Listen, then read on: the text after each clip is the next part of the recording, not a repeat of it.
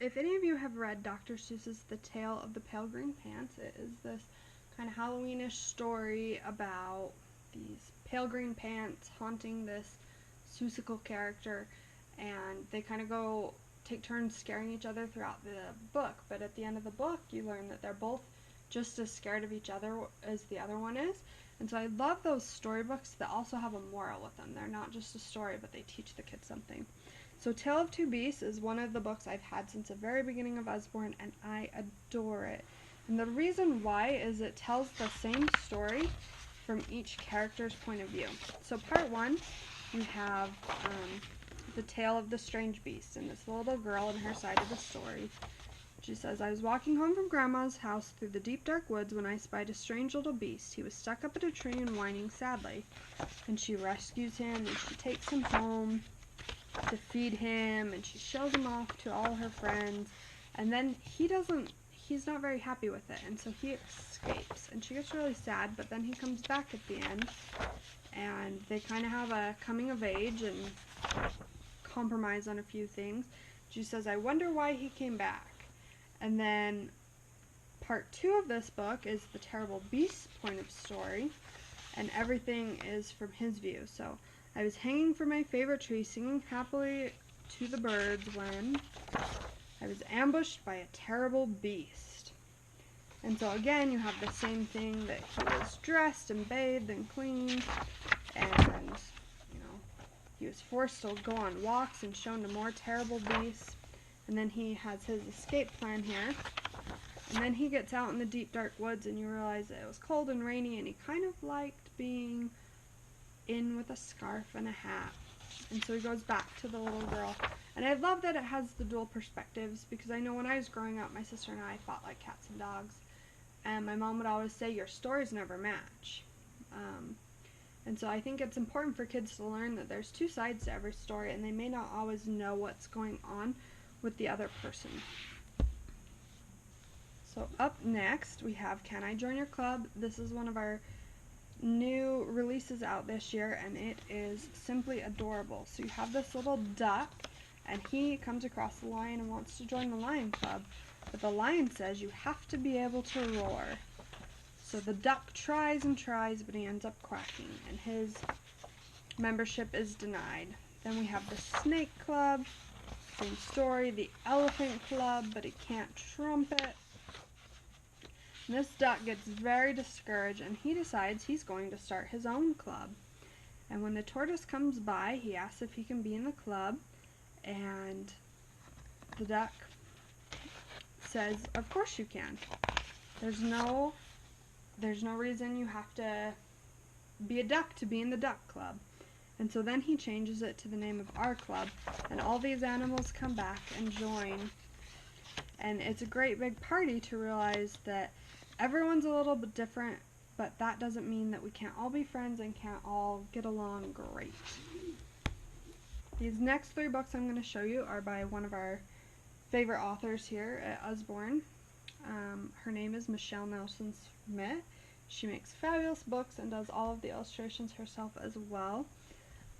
So Jonathan James and the What If Monster. This is a bestseller. It has been for a long, long time.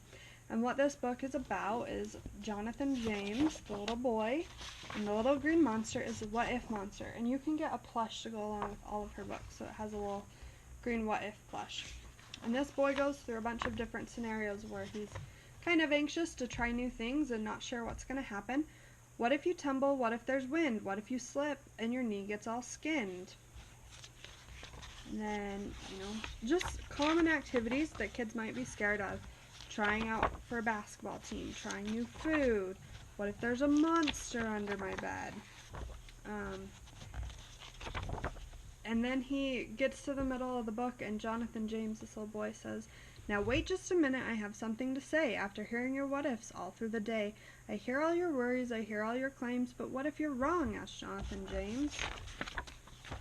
What if I climb to the top of the tree and I never slip or skin up my knee? And it goes through all of these positives of, you know what, I might try and I might just like it, and that is okay. And it's better that I tried than that I didn't at all, because this very last one. And what if I take a chance in the end is just how I find my very best friend.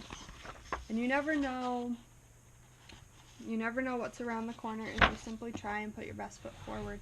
And I think sometimes kids are very anxious these days to take that leap of faith.